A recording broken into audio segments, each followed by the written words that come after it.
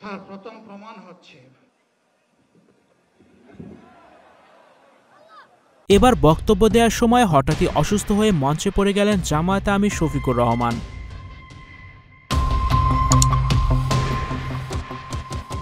রাজধানীর সোহরাওয়ার্দী উদ্যানে জাতীয় সমাবেশ চলাকালে বক্তব্য দেওয়ার সময় অসুস্থ হয়ে মঞ্চে পড়ে যান জামায়াতে ইসলামের আমির ডাক্তার শফিকুর রহমান।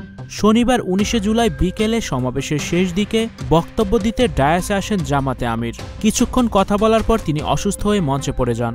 সঙ্গে সঙ্গে মঞ্চে উপস্থিত নেতাকর্মীরা তাকে জড়িয়ে ধরেন।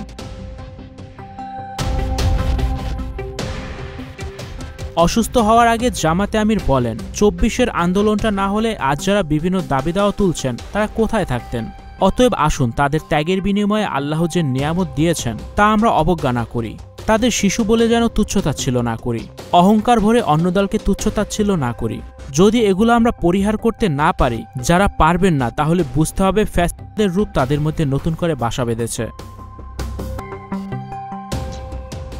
এরপরে তিনি মঞ্চে পড়ে গেলে নেতাকর্মীরা গভীর উদ্বিগ্ন হয়ে পড়েন। পুরো সোহরাওয়ার্দী উদ্যান জুড়ে শোরগোল পড়ে যায়। কিন্তু কিছুক্ষণ পরে আবার ডক্টর শফিকুর রহমান সুস্থ হয়ে বক্তব্য শুরু করেন। এরপর তিনি বসে বসে বক্তব্য দিয়েছেন।